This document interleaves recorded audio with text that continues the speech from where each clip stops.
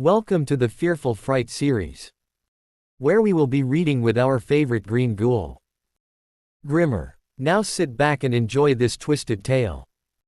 Today our story is called The Scratching Inside the Walls. Mara Bellamy first heard the scratching when she was 8 years old. It came from inside the wall beside her bed. Scratch, scratch, scratch. At first, she thought it was tree branches outside her window. But the sound continued even after her father cut the old maple tree down. Then she thought maybe rats had gotten trapped in the walls of the old farmhouse. Her parents agreed with that explanation because it was easier. Everything in the Bellamy house was easier when ignored. The house sat far outside the small town of Black Hollow, surrounded by dead cornfields and woods that looked black even during daylight. It had belonged to Mara's grandmother before she died in the upstairs bathtub 20 years earlier.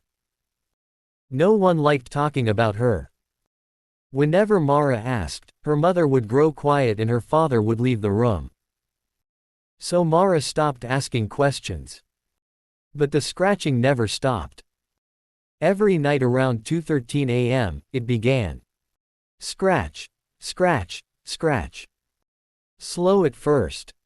Then faster. Like fingernails dragging across old wood. Mara started sleeping with pillows over her ears, but she could still hear it. Sometimes it sounded directly beside her head. Sometimes it sounded underneath the floorboards. And sometimes it sounded like it was inside the walls, moving. At age 10, Mara told her father the scratching was getting closer. He sighed heavily and grabbed a hammer. "I'm tired of hearing about this nonsense," he muttered. He smashed holes through the bedroom wall while dust exploded into the air. Insulation spilled out in yellow clumps. There was nothing inside. No rats. No pipes. Nothing. Her father patched the holes and told her if she mentioned the scratching again, she'd lose her bedroom door. That night, the scratching returned louder than ever. Scratch, scratch, scratch, scratch. Mara screamed. Her parents rushed upstairs. And for one horrible second, the scratching stopped. Then came 3 slow knocks from inside the wall. Knock. Knock. Knock. Her father froze.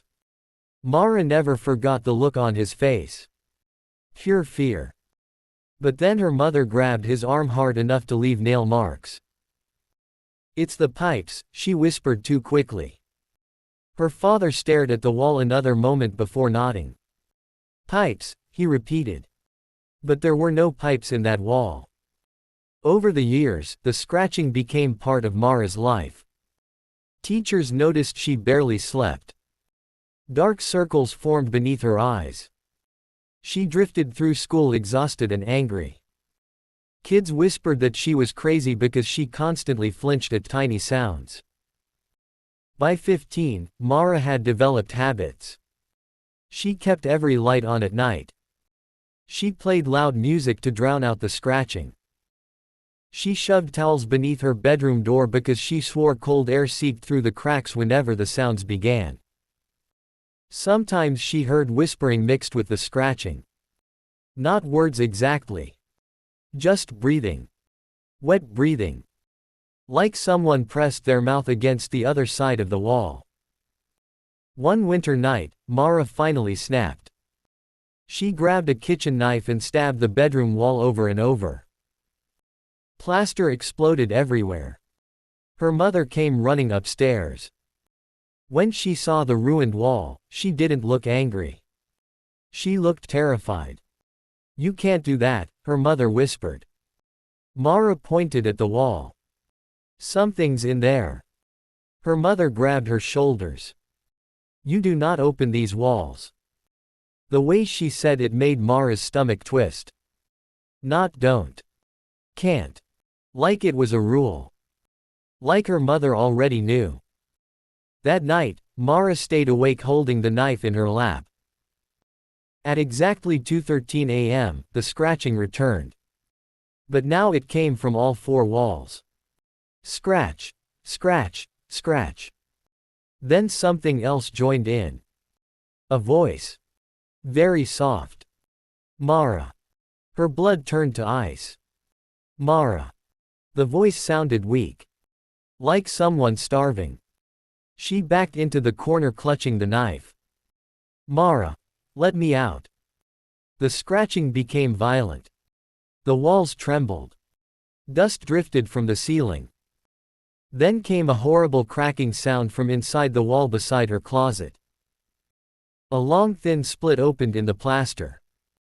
And something pale slowly pushed through. Not a hand. Fingers.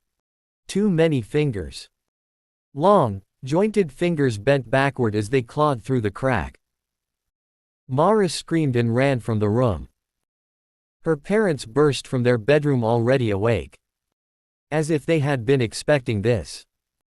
The wall. Mara cried. Something's coming out. Her father turned ghost white. Her mother started crying immediately. No, she whispered. No, no, no, no. Then the scratching stopped. Silence filled the house. And from upstairs came a voice. Mom. Mara's mother collapsed. Because the voice belonged to Mara's younger sister Lily. Except Lily had died 11 years earlier. Mara barely remembered her. Just flashes. Tiny shoes. A stuffed rabbit. Long black hair. She had supposedly drowned in the creek behind the house when she was 4. That was the story Mara had always been told. Now footsteps creaked slowly above them. Soft. Barefoot. Moving across the second floor. Mama. The voice called weakly. Her mother began sobbing uncontrollably. Her father grabbed Mara's arm hard. We leave the house. Right now. But before they reached the front door. Scraaatch.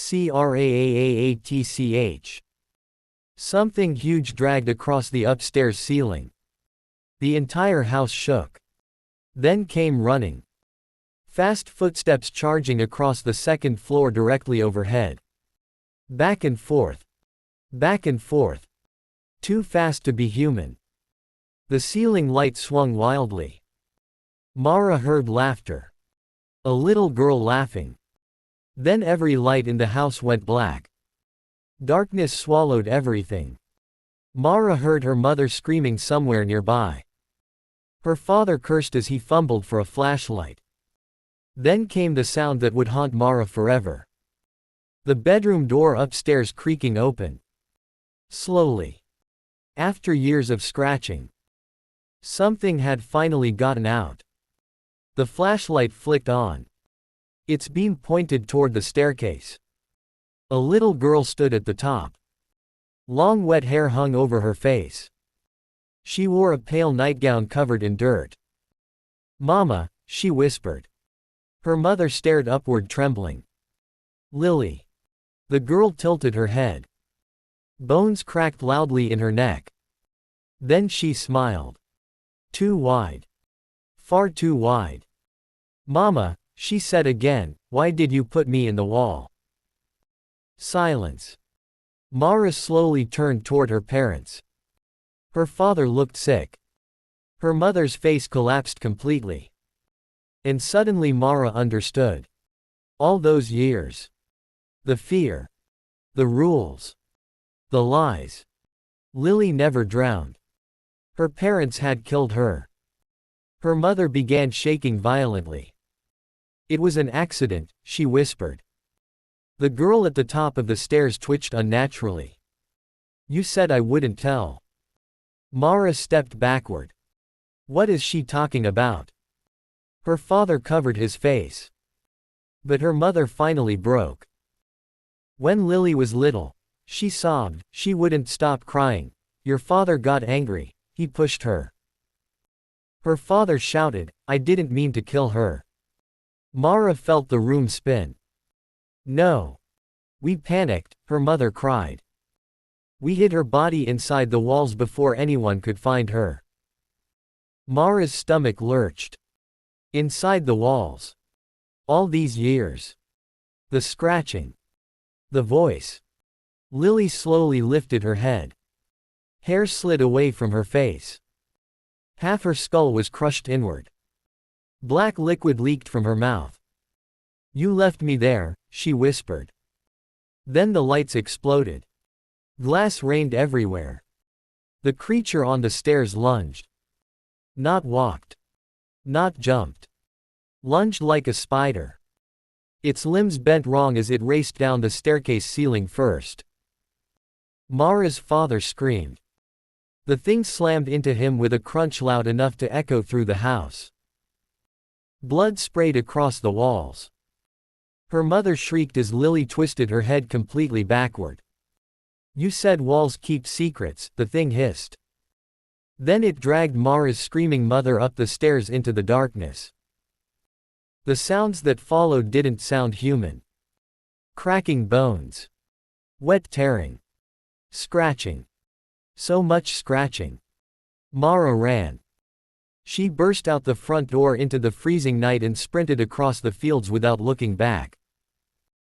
Behind her, the farmhouse lights flickered violently. Then all at once. Silence. Police found Mara wandering the highway at sunrise. When they searched the farmhouse, her parents were gone. No blood. No bodies. Nothing. The upstairs walls, however, had been torn open from the inside. And buried deep inside them, police discovered tiny bones wrapped in rotting cloth. Lily Bellamy. The case became national news. People blamed Mara's trauma for the stories about monsters and scratching. Doctors said years of stress had caused hallucinations. Eventually, Mara moved away. New city. New apartment. New life. For a while, things got better. She slept peacefully for the first time in years. No scratching. No whispers. Nothing. Until 3 months later. 2:13 a.m. Mara woke suddenly. Her apartment was silent. Then came a familiar sound beside her bed. Scratch. Scratch. Scratch. Mara froze. Slowly, trembling, she turned toward the wall. And from inside it, something scratched back harder.